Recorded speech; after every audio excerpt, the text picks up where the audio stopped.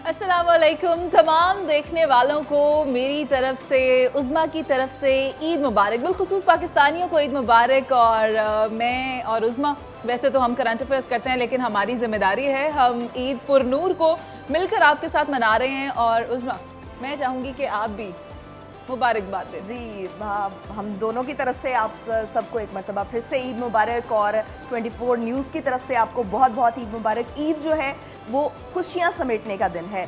ईद के अपने ही कुछ रंग होते हैं। रमज़ान होता है, रमज़ान की अपनी सेलिब्रेशंस होती हैं, सहरी और इफ्तारी की, और उसके बाद ईद की तैयारियों का सिलसिला शुरू हो जाता है। और फिर जैसे ही चांद रात नज़दीक आती है तो यही तैयारियों में हम तेज़ी देखते हैं।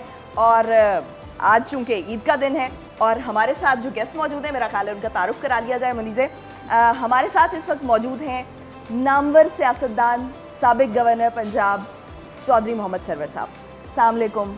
बहुत बहुत ईद मुबारक आपको भी और तमाम सुनने वालों को भी बहुत बहुत ईद मुबारक। और सरवर साहब के हमरा हैं साबिक खातून अव्वल और उनकी अहलिया बेगम परवीन सरवर, जिनकी खिदमात के ऊपर मैं बात तो करूंगी बहुत तफसील से, लेकिन सबसे पहले मैडम आपको भी बहुत बहुत ईद मुबारक। खैर मुबारक आपको भी। हमें बहुत अच्छा लगा कि अपने इंतहाई मसरूफ़ स्केड्यूल में से आप यहाँ आए, और आप दोनों की जो खिदमात हैं वो काबिल कदर हैं।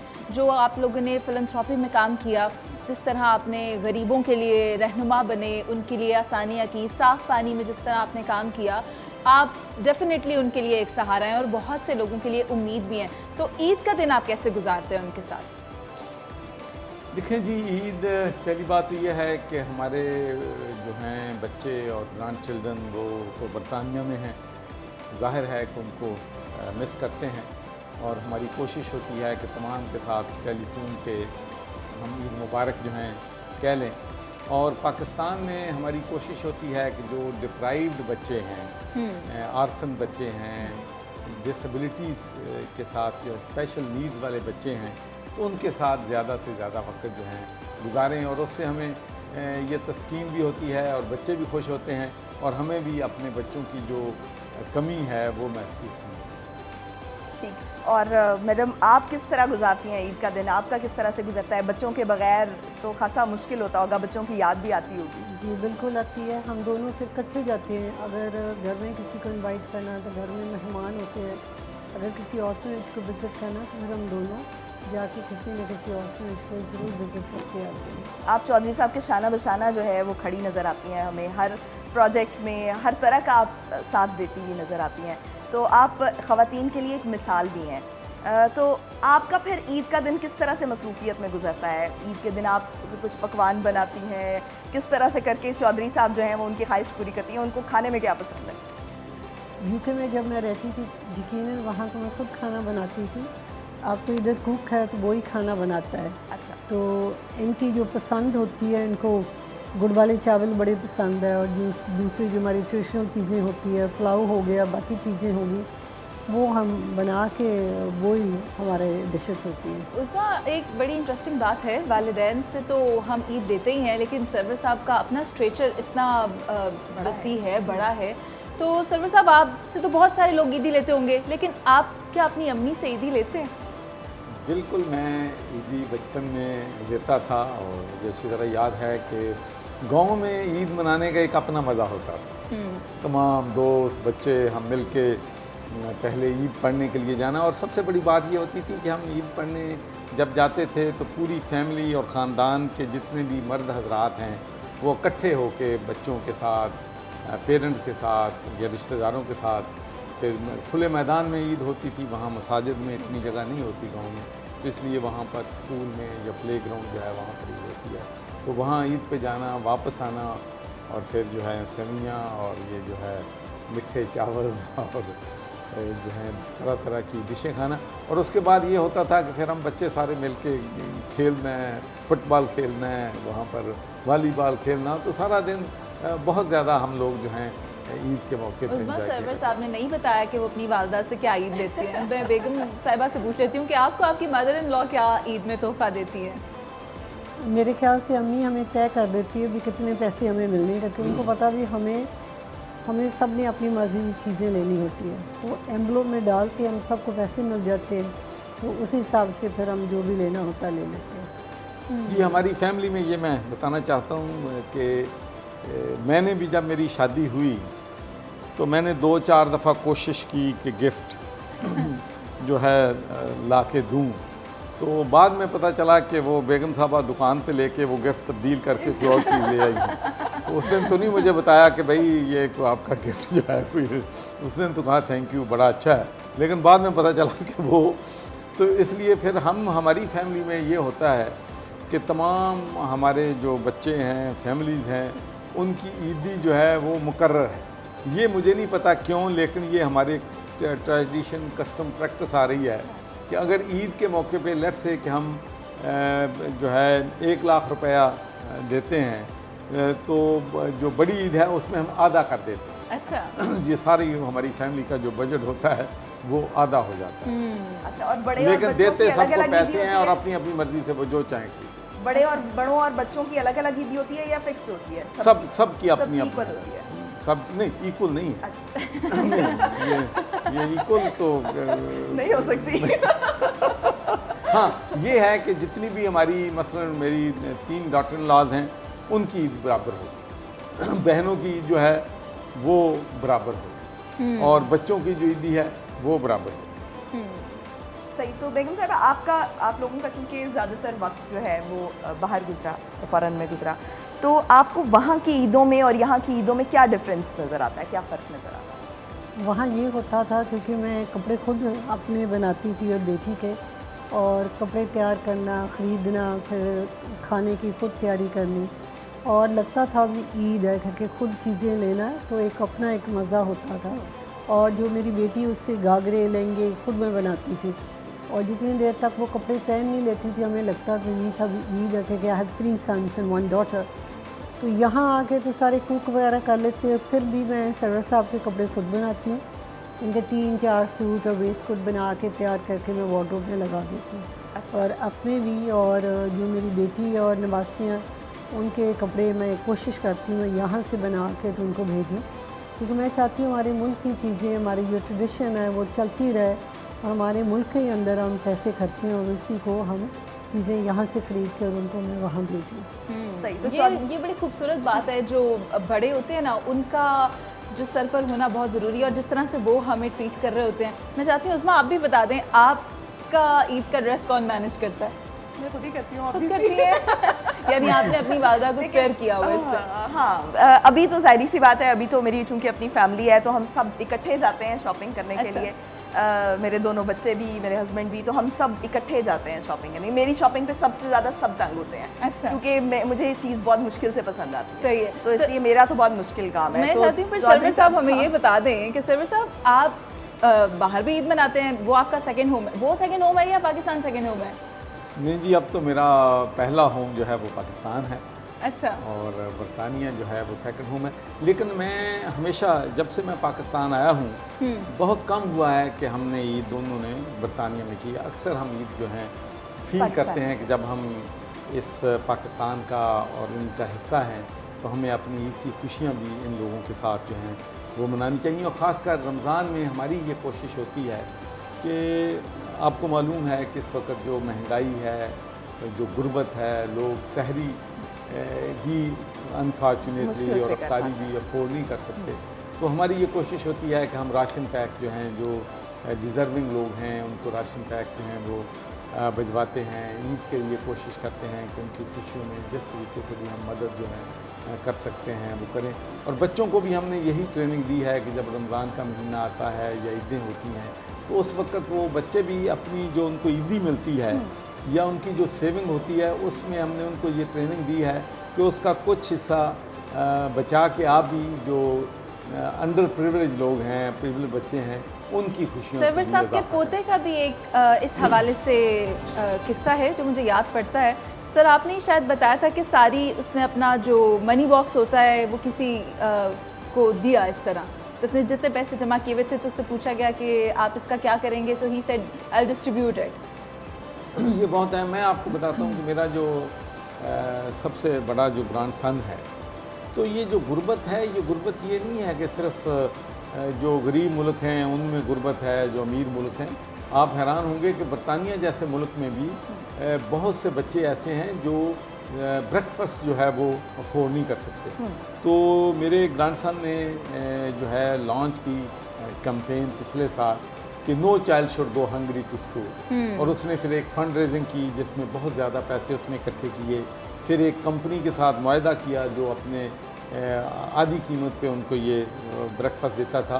तो जो पूरेस्ट ऑफ द पुअर जो थे लोग बच्चे, उनको जो है सारा साल वो ब्रेकफास्ट जो है उनको जो है ख़ुद जो अपने स्कूलों के ज़रिए वहाँ पर तकसीम करते थे। तो मैं समझता हूँ कि हमें कोशिश करनी चाहिए अपने बच्चों को, अपनी कौम को ये ट्रेनिंग दें कि अगर अल्लाह ताला ने आपको अच्छी हैसियत दी है, आपको पैसा दिया है, दौलत है, आपके पास ओहदा है, तो ये ओहदा और दौलत जो है उन लोगों के भी ज़रूर काम आना चाहिए अच्छी रिवायात जो इन चीज़ों बनाया को अफोर्ड नहीं कर सकते। और दूसरी जो इम्पॉर्टेंट बात है जिसमें मेरा ख्याल है कि हमारी कौम बिल्कुल उल्टे तरफ तुर पई है कि हमारी ज़िंदगियों में अब ना सादगी नहीं रही। अब मैं तो देखता हूँ कि शादियों पे भी 6 फंक्शन होते हैं। किसी की एक शादी होती है तो 6-7 फंक्शन होते हैं, और हर फंक्शन इतना ही होता है कि जैसे 10 शादियाँ गरीब लोग जो हैं वो कर सकते हैं। तो मैं समझता हूँ कि हमें अपनी ज़िंदगियों में सादगी जो है वो लेके आनी चाहिए, और यही हमारे नबी हुज़ूर सल्लल्लाहु अलैहि वसल्लम फरमाते थे, और यही सहाबा कराम का था कि हम अपनी ज़िंदगियों में सादगी लेके आएँ। और ये जो नूमूदो नुमाइश है और ये अपने आप को इसराफ ज़्यादा है। खर्च करना, हाँ, ये शो ऑफ है, उससे शो परहेज़ शो किया ऑफ, बल्कि जाए। मैं कहूँगा कि इस पे हमें नज़रसानी करनी। ठीक, बहुत खूबसूरत बात।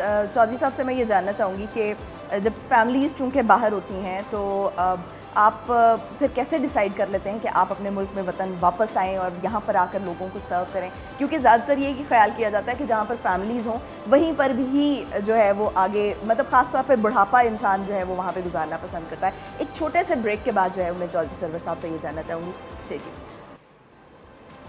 ब्रेक के बाद खुश आमदीद नाजरीन। ईद का दिन है, खुशियों भरा दिन है, और चौधरी सरवर साहब और उनकी अहलिया हमारे साथ मौजूद हैं। चौधरी साहब, ब्रेक पे जाने से पहले मैं ये पूछ रही थी कि फैमिलीज़ जब बाहर सेटल हो जाती हैं या किसी भी एक जगह पे सेटल हो जाती हैं तो यूजुअली कोशिश ये होती है कि जो जब थोड़ा सा उम्र का हिस्सा गुजर जाता है तो आप ये कहते हैं कि बच्चों के साथ टाइम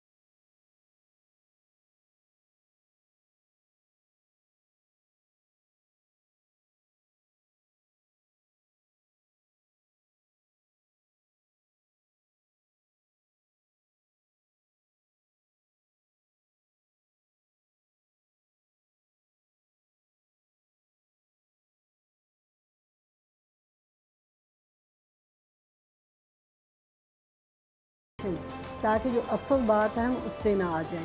हकीकत हमारे मुल्क की ये है, आजकल जो माँ बाप है अपने बच्चों को मदरसों में छोड़ के आ रहे करके उनके घर में खाने के लिए पैसे नहीं हैं, तो वो चाहते हैं उनका बच्चा खाना खा ले, तो मदरसों में आजकल के जो बच्चे माँ बाप उनको बच्चों को छोड़ के आ रहे हैं। उसके अलावा आप देख लें एजुकेशन हमारा कहाँ है, आप देख लें हमारी बहनें कैसे क्यू में खड़ी हैं आटे के लिए, और हमारे यूथ जो है उनके लिए जॉब एम्प्लॉयमेंट नहीं है।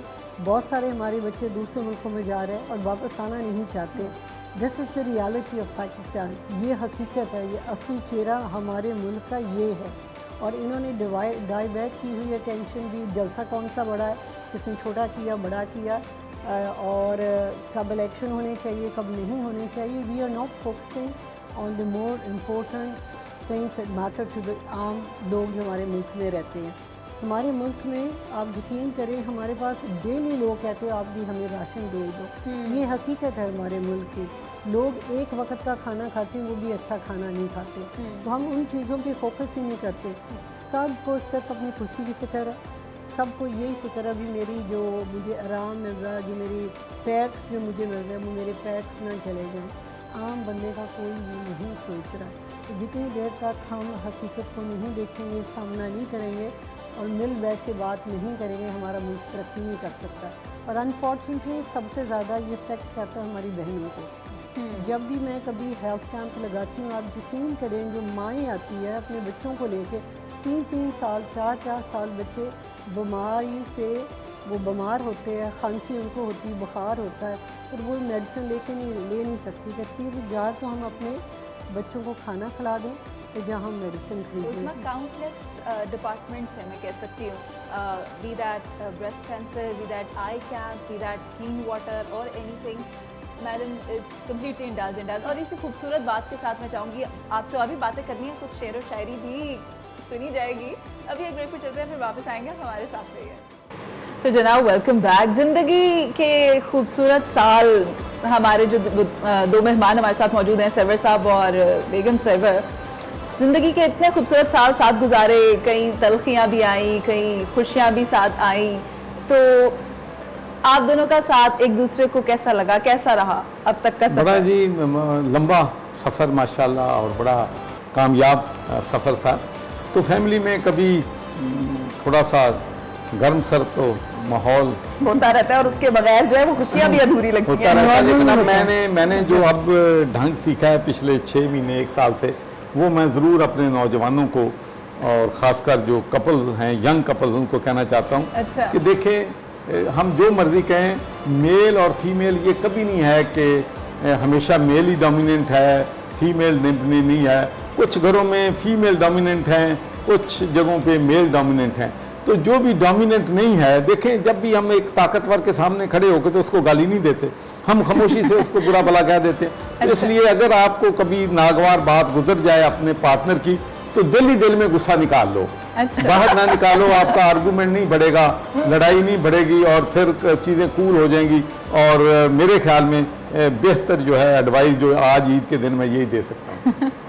उसमें फिर मुझे ऐसा लगता है मैडम ने गुस्सा कभी किया ही नहीं होगा, मैडम एक्सप्रेस नहीं करती, मुझे ज़्यादा सबसे अच्छी खामोश बात लगी रहती कि हैं। चौधरी साहब जो है अभी तक सीख रहे हैं। वो कह रहे हैं कि 6 महीने और साल में मैंने ये उन्होंने चीज़ सीखी सीखा ही, है। उन्होंने कहा मैं सिखा भी भैया रहा ये हूँ। भी मैं आपको बताऊं, आजकल के दौर में जो मियाँ बीवी की रिलेशनशिप है वो भी डिप्लोमेटिक है, वो भी साइंस बन गई है। अच्छा।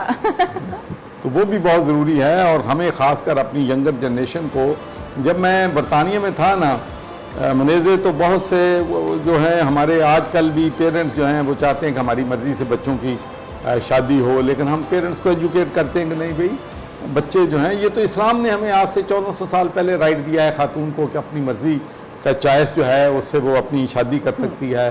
प्रॉपर्टी में औरत को, जो आज से 100 साल पहले तक बरतानिया में, यूरोप में औरत को हक़ नहीं मिला था, वो आज से हमारे नबी हज़रत सल्लल्लाहु अलैहि वसल्लम 1400 साल पहले जो है ये हक़ जो है वो ख़वातीन को जो दिया है। तो मैं समझता हूँ कि ख़वातीन की जो रिस्पेक्ट करनी है, उनकी जो मर्ज़ी है, ये वालदैन को भी चाहिए कि वालदैन की बच्चे प्रॉपर्टी नहीं होते, चाहे वो बेटा है बेटी है, उनकी ख्वाहिश के मुताबिक जो है शादी की जाए।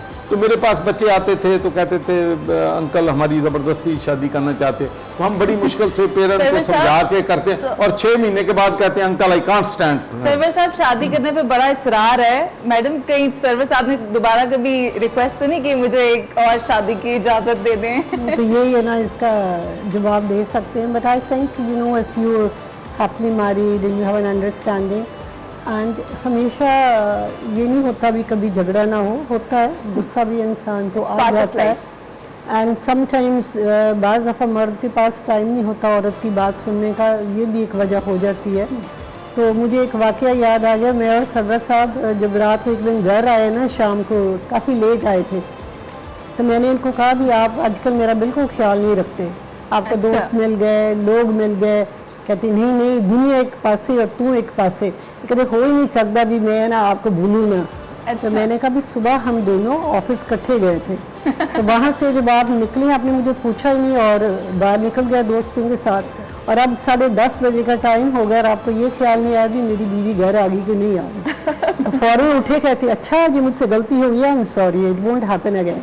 तो सॉरी का आज का लफ्ज़ बहुत अच्छा है, और ये भी होता है इंसान बाज़ दफ़ा बिज़ी होता है, ज़हन से चीज़ें उतर जाती है, तो एक दूसरे का ख्याल रखना give and take has to be a part of life. Sorry का लफ्ज़ जो है वो दिलों में जो कदूरतें आ रही होती हैं या दिलों में जो कुछ थोड़ा सा आ रही होती है, नाराज़गी आ रही होती है, उसके लिए बहुत अच्छा है आपस में। अच्छा चौधरी साहब, इस खूबसूरत आपका जो साथ है आपका अपने बेगम के साथ, तो इस खूबसूरत साथ के नाम कोई शेर हो जाए? अच्छा आपको पता है कि हुण कई बारी भुल भी जाते ने शेर जड़े ने, अगर मैं गलत कर दूँ तो मेरी इस्लाह भी कर देनी। सब कुछ खुदा से मांग लिया तुझको मांग कर, वाह, अब मेरे हाथ नहीं उठते इस दुआ के बाद। वाह, बहुत खूबसूरत, बहुत खूबसूरत। Thank you. और आप कोई जो शेर है वो डेडिकेट करना चाहेंगी चौधरी साहब के नाम? मुझे कोई शेर आता ही नहीं है, but I am very grateful that I have such a good companion, दिल के बड़े साफ़ है, डाउन टू अर्थ है, कभी इन्होंने चीज़ों का इनको कभी शौक़ नहीं है, कपड़े मैं इनके अपनी मर्ज़ी से बनाती हूँ और इनको हमेशा ये होता भी आज मैं दूसरे के लिए क्या कर सकता हूँ, दोस्ती निभाने वाले हैं और कोई इनको कोई मशवरा दे दें भी ऐसे नहीं ऐसे होना चाहिए और सुनने वाले हैं, क्योंकि मेरे ख्याल से जो इंसान किसी की राय नहीं लेता वो कभी कामयाब नहीं हो सकता।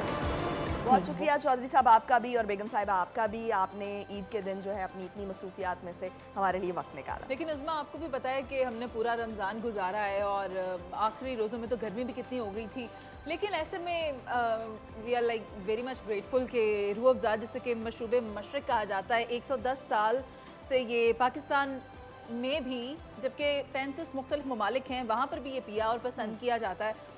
इसमें मौजूद जो कुदरती अज्जाएँ वो ना सिर्फ आपकी दिन भर की थकन को दूर करते हैं बल्कि रवायती तौर पर मेहमानों को भी ये सर्व किया जाता है। जब मेहमान आते हैं तो वो भी बहुत ज़्यादा इसे पसंद करते हैं। कहा यह जाता है कि ये ताजगी और ठंडक के लिए एक बेहतरीन मशरूब है, तो बिल्कुल ऐसा ही है। और इसी के साथ अब हम एक ब्रेक की तरफ चलते हैं, तो वापस आएंगे, आप हमारे साथ रहिए।